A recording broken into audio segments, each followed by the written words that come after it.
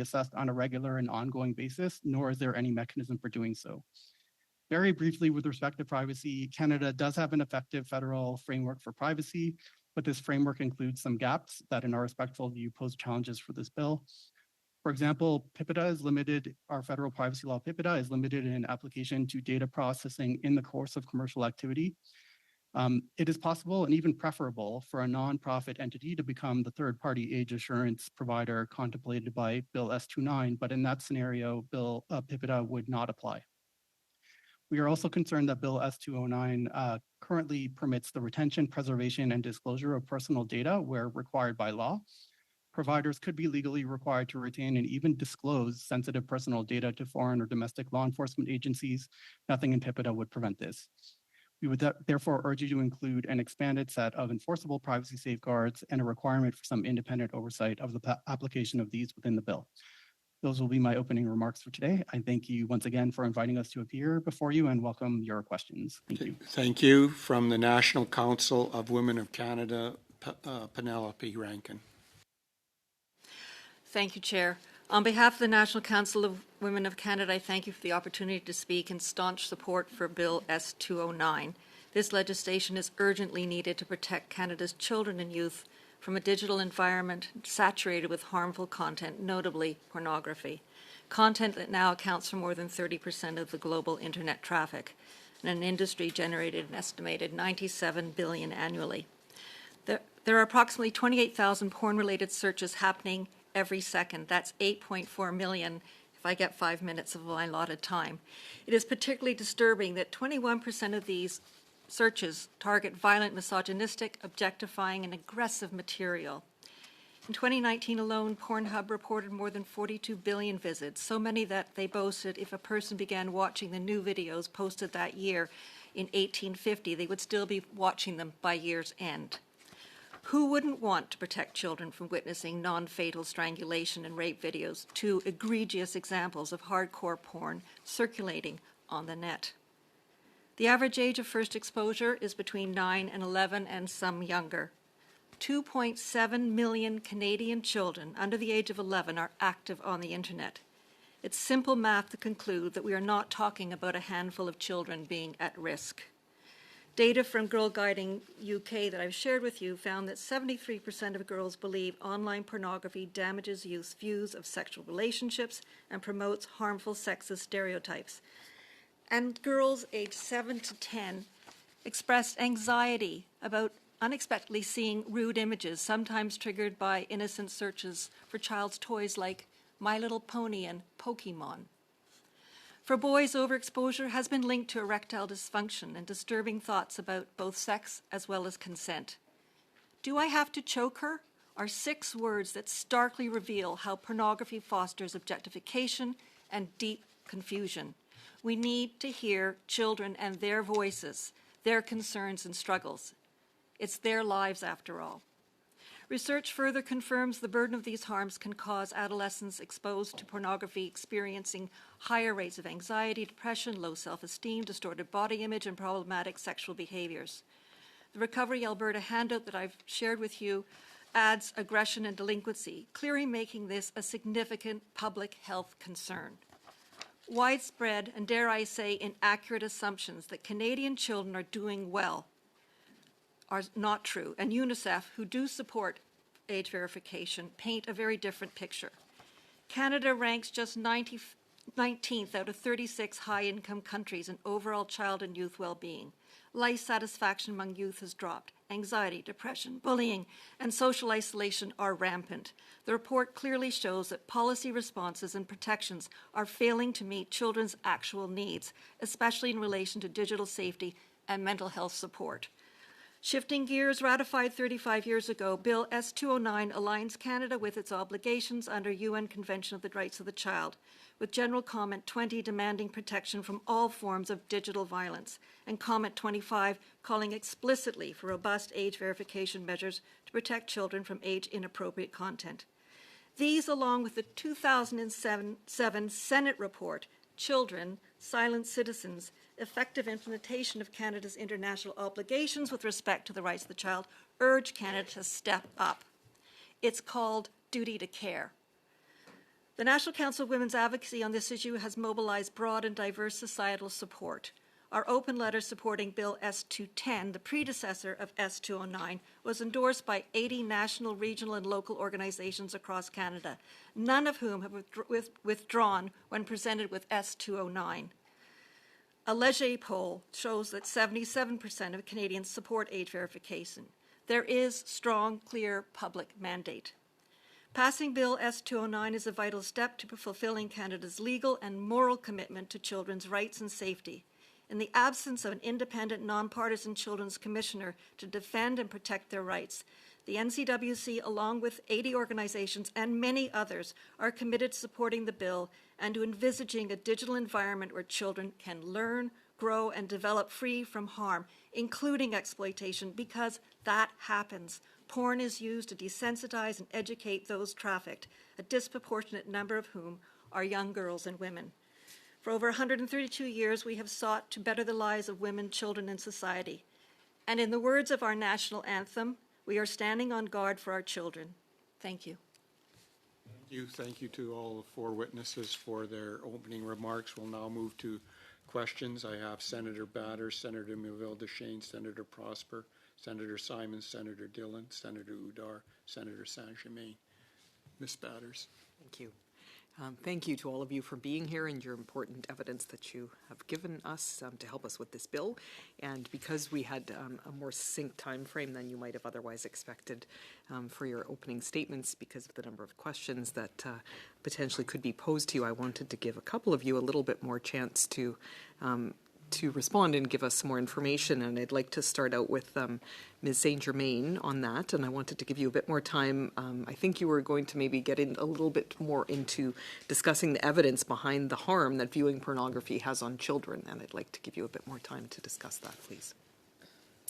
Thank you.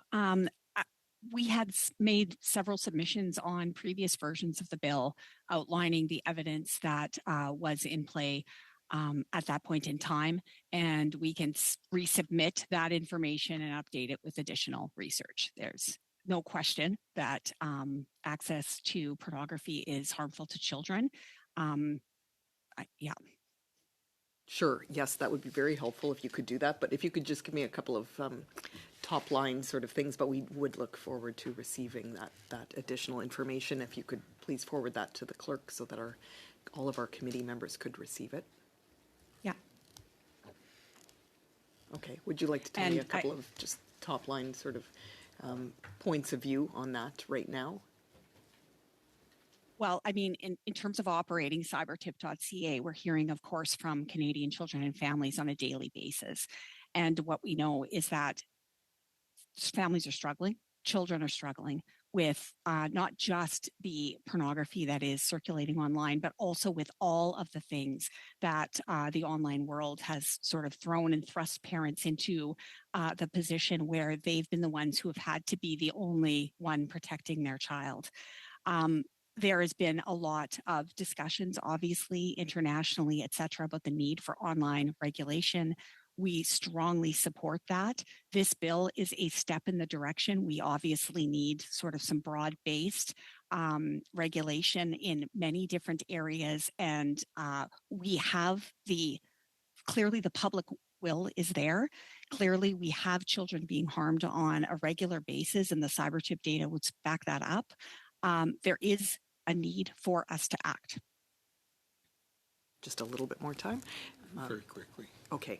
Yes. If Ms. Rankin, if you either could provide us just a bit more of that sort of commentary as well, and if you don't have maybe enough time right now, if there's anything that you'd like to submit to our committee in addition as well. Thank you. Well, I have shared with you some information from the UK because it's very hard to analyze or speak to children directly about this. I mean, you can't study them. You can't expose them to pornography and then see the reactions. But you can have conversations after the fact. And I do feel so much for the parents who are dealing with a child that comes to them with having seen something so egregious as I mentioned, like the strangulation, for example. But in that Girl Guiding report, you are going to, which I've shared with you all, they've been translated, you are going to see a few comments that are direct. And I think that this is important. There are expertise and so much expertise around this table, and you have invited experts here. I'm here to remind you that we're talking about our children. We have to listen to them and find out how they are experiencing this.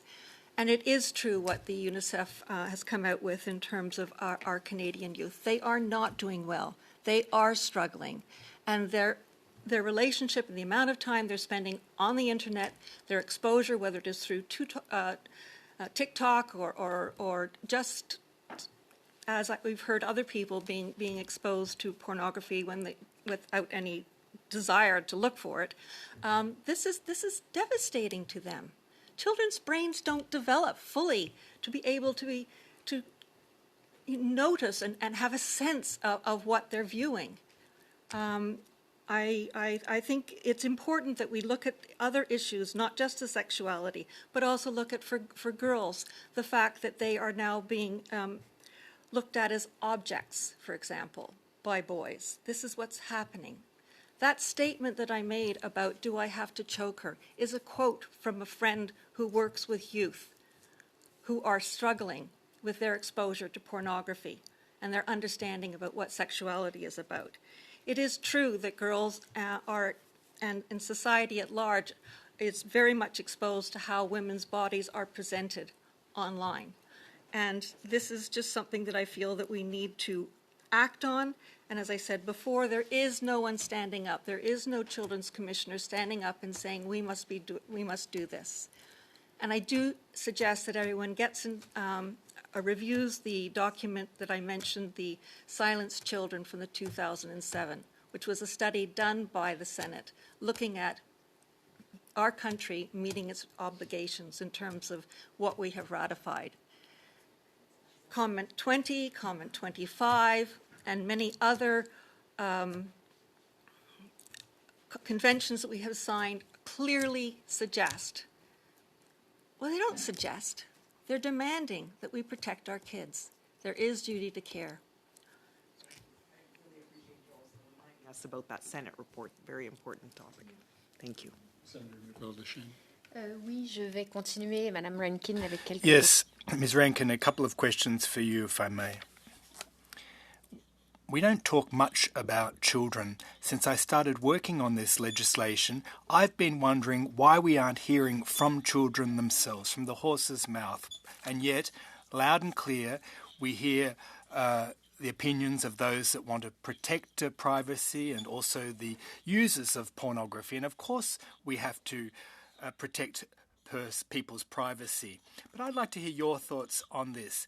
How is it that the first thing I'm told is that it's not up to the government to deal with this. The onus is on parents to protect their children. We're still hearing those arguments bandied about. The state, the government has no role in this sphere.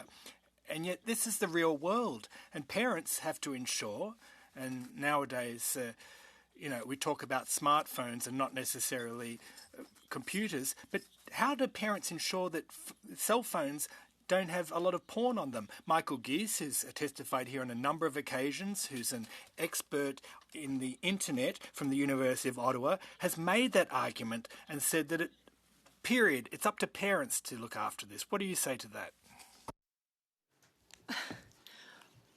There's no way that parents can handle this. I mean, everyone around this table is having a hard time handling this. So you can't expect a parent to be able to be the only roadblock. We've heard discussions here today about age verification and in devices and in relation to platforms. This is a bit like, well, if you're going to try and protect somebody in a car, they're going to we first put in seat belts, and then we realized we needed airbags. We need, and parents need, support. And it's the government of Canada that ratified these agreements. They have to take on the responsibility and support parents.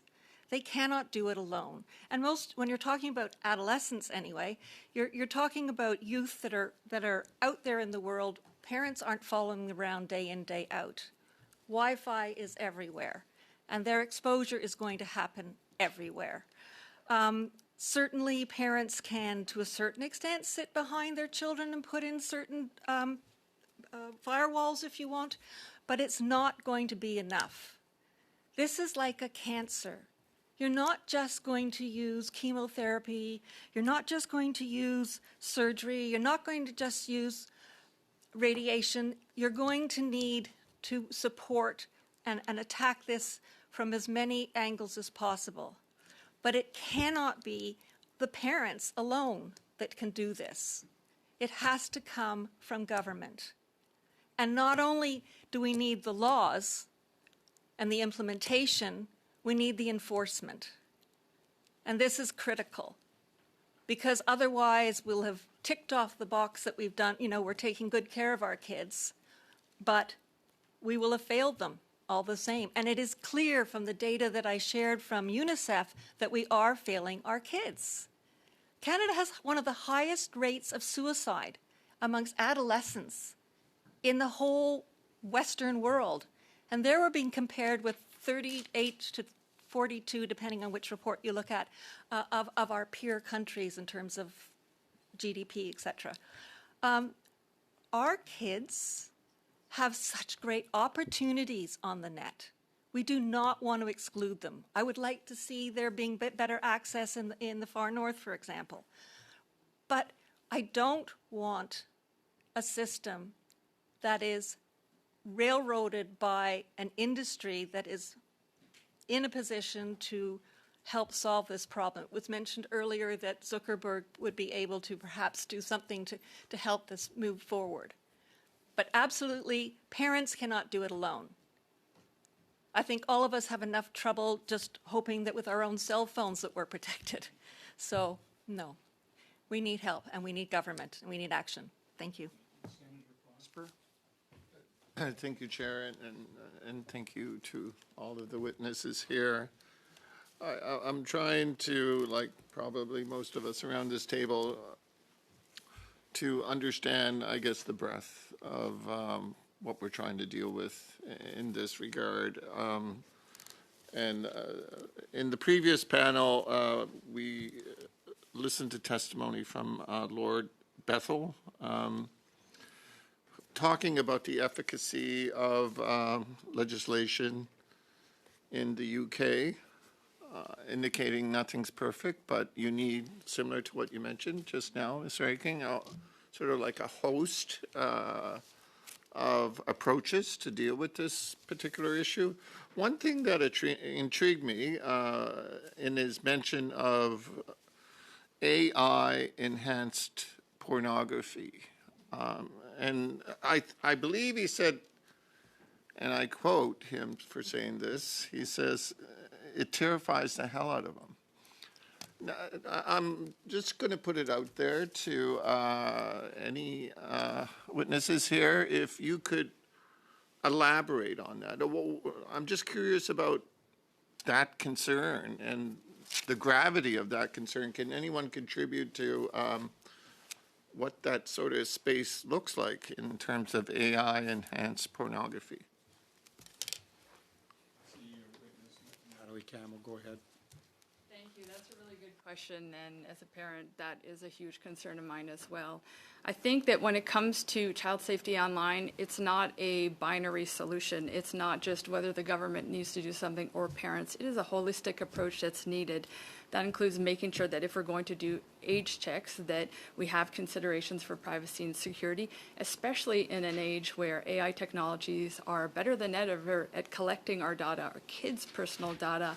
And perhaps, that contributes to this AI-enhanced pornography. That is absolutely terrifying to me as a parent, and something I think about every time my kids go online in terms of what are they sharing, what are they being forced to share with services, and what could potentially be breached and leaked and used by large language models to contribute to any one of the harms that we all don't want to see online. So I appreciate your question on that.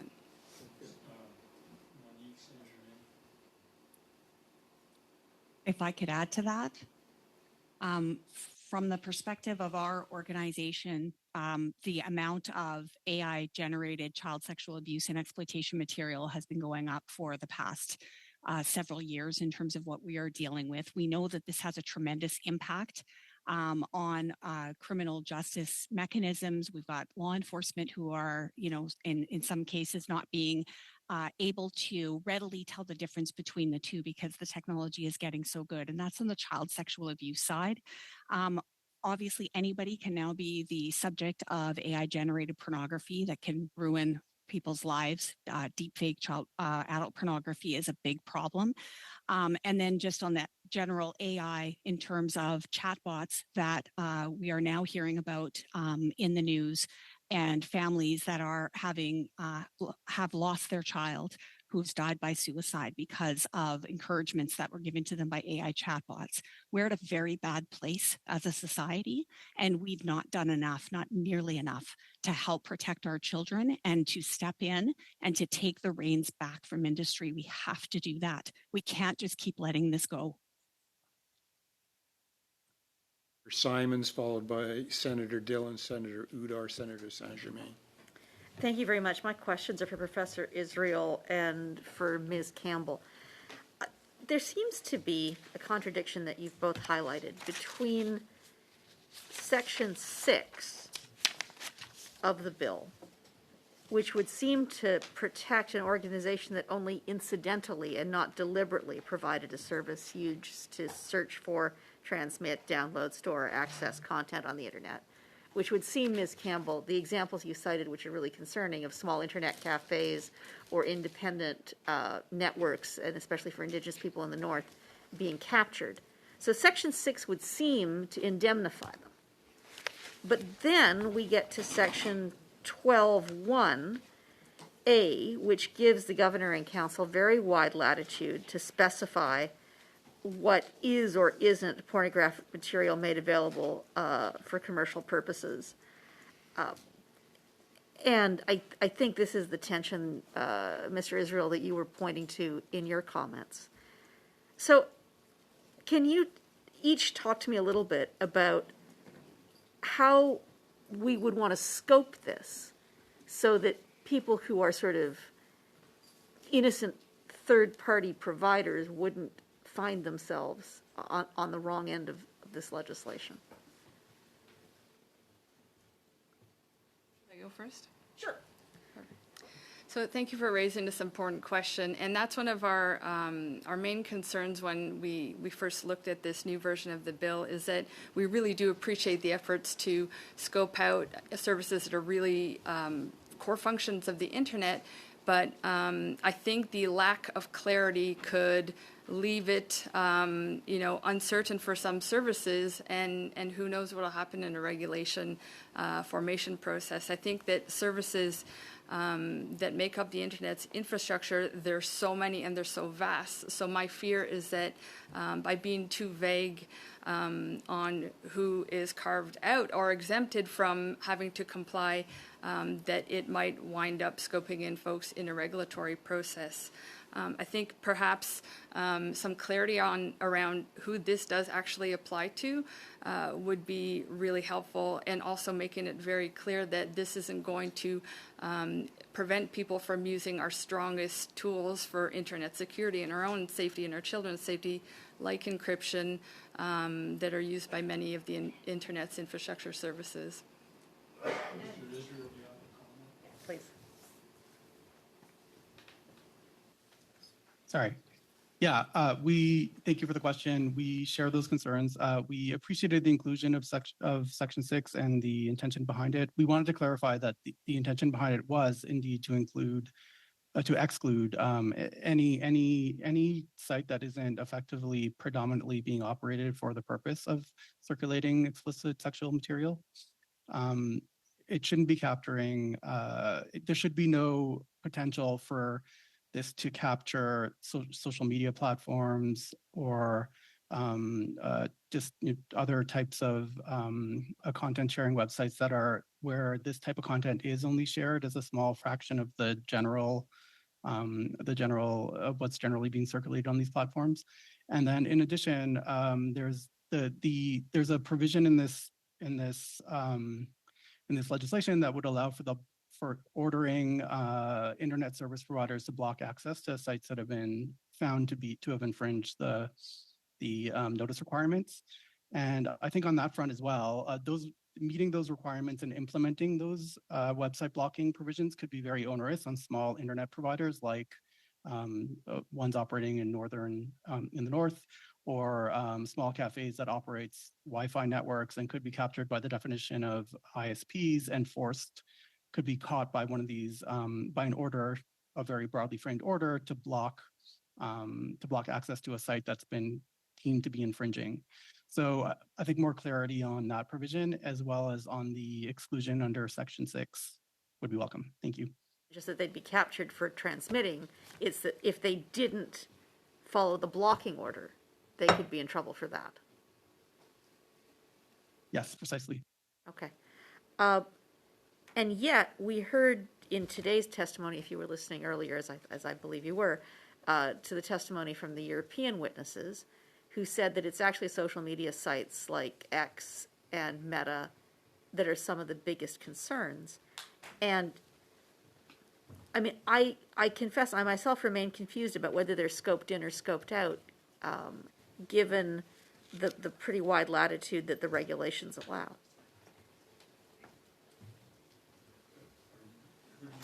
I think if this was intended, in fact, to capture social media sites, we would want to take a closer look at it. Our understanding was that Section 6 was intended to exclude these types of sites, but then this morning it sounded like they might still be in scope, subject to how the regulations and maybe to how making available is defined, or maybe to how some of the compliance notices are issued. So if that's the case, we would want significantly more safeguards and we would want to consider the bill again with that lens in mind. Our assumption coming in was they would not be directly captured, but the exchange this morning seemed to suggest that perhaps they could be captured depending on what the government, how the government implemented this bill, and a lot is left to their interpretation through regulations. So now we're concerned that they could be captured. Thank you very much. Ms. Campbell, did you want to make a comment? Yes, please. I thank you again for that question. I also share Tamir's concern that from the comments this morning, this may entail that other websites are captured within a scope of entities. And if websites and social media platforms are captured, then I question, are private communications captured?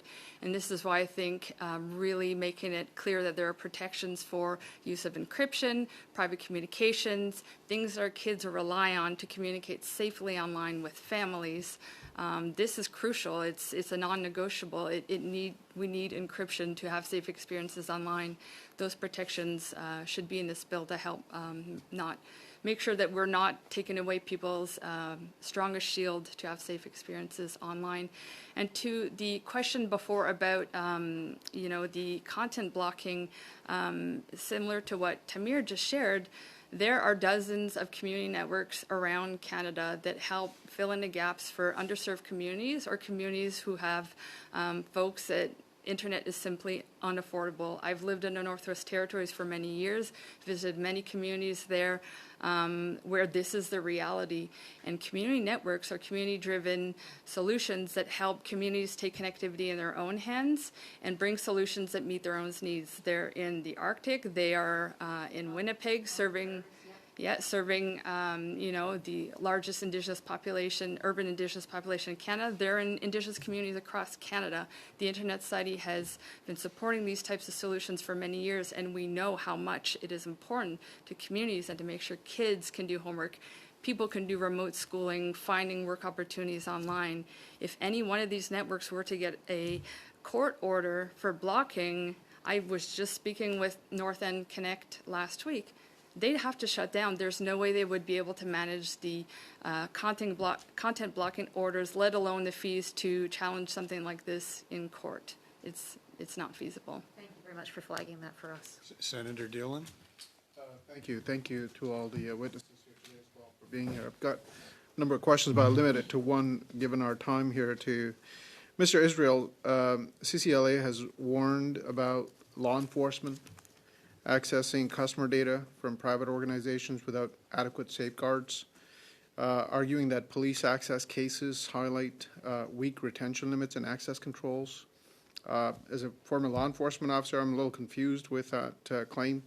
Can you elaborate on the evidence that supports this claim? I don't know that I think my concern was just that this bill should prevent identity service provider, third-party identity service providers designated under Section 12 of this bill from being compelled to keep information that they're collecting for the operation of this bill and disclose it to law enforcement. Because we're not creating a law enforcement vehicle here. We're creating a mechanism for verifying people's identity. It shouldn't be used by Canadian or foreign law enforcement to be able to get people's identification IDs as submitted, or to compel this third-party identity provider to keep track of what sites are being visited when these people are authenticating that they are over the age of 18. So can I have a follow-up? So you are agreeing that law enforcement is not going to be accessing this information because the information doesn't exist? Well, no. So a law enforcement can issue what's called a preservation order, compelling a company to hold on to this information longer than it would have, and then get a production order compelling a company. Yeah. No, I understand that. So now we're moving into a space. Initially, it was the claim was that law enforcement would be able to access this information extrajudicially. Are you suggesting that that was the wrong claim? Sorry, I don't think I said extrajudicially, although if Bill C2 passes as is currently slated, there is an information demand power that would apply to a third-party identity service provider, such as the one contemplated in this bill. And it would allow police to demand that service provider to confirm if a particular person has set up a profile with it. By existing laws, but guided by existing laws within the criminal code. In other jurisdictions, there are many extrajudicial powers that would allow for that. And if you're using an international provider, a lot of these extrajudicial powers do have cross-border reach. But our concern is broader than that. We don't think that this should be available to law enforcement. It shouldn't be a law enforcement tool. So they should just not be able to access it with or without a court order, respectfully. Yep. Thank you. Senator Udar and Senator Payton, and we have a hard stop at 12:45, so you've got 7 minutes.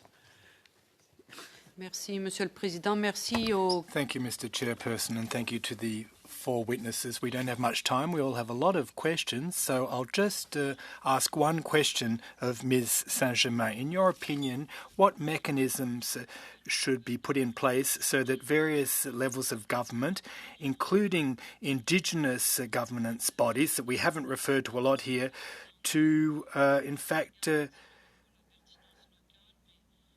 tailor their legislation to meet their local needs and also meet the requirements of self-determination and to do away with cultural and geographic disparities, because in terms of children online, everyone must be on an equal footing, Indigenous and otherwise. Your thoughts? All right, well, I don't disagree with that. In terms of this bill, there are the mechanisms in here involve quite a lot of work being done after the bill is passed in terms of the regulations. And I would expect that as part of the regulatory process, taking into account all of those considerations is going to be part of it. So I did watch the testimony of the Office of the Privacy Commissioner of Canada as an example, where what he had suggested to the committee is that it's very important that the Privacy Commissioner, as the regulator on privacy in Canada, be very involved in the development of the implementation of this bill. And we strongly support that. That does make sense. They've got expertise in that very specific area. In this space, it's very complicated, and our organization has experienced this complexity with the work that we do over the period of years that we've been doing it. What we know is that Canadian children and families are really struggling with everything that is being thrown at them technologically, that the pandemic amplified all of the harms that everyone was seeing and experiencing, and that there is a desperate need for government to step in and start doing something. This is one step in the right direction. There is a need, though, for a much broader regulatory approach. Bill C-63 was one attempt at that, part one of Bill C-63. Maybe something like that comes in again. We do definitely need an infrastructure. We can see all of the work that has happened in the UK. They've really done their homework. We can learn a lot from them. We can learn a lot from Australia, but the time for Canada to do something is now. Merci, Madame Saint-Germain. C'est très clair. Thank you, Ms. Saint-Germain. Very clear what you just said, and I share the same viewpoint. So in summary, from the legal framework, at this point, we don't need to further amend the bill, in your opinion, because all of the measures we have just alluded to can be achieved under the current iteration of the bill. Thank you. Great. Thank you. Senator Pate. Conscious of time and everybody's schedule, so my question is to all of the witnesses, if you have suggestions of what, if not this bill, could actually achieve the objectives of the bill, if you could please provide those in writing, that would be great. Thank you. Thank you, Senator Pate, and thank you to all the witnesses who have come today, all four witnesses with their advice and cogent evidence to assist our committee. Thank you. Colleagues, this meeting is adjourned.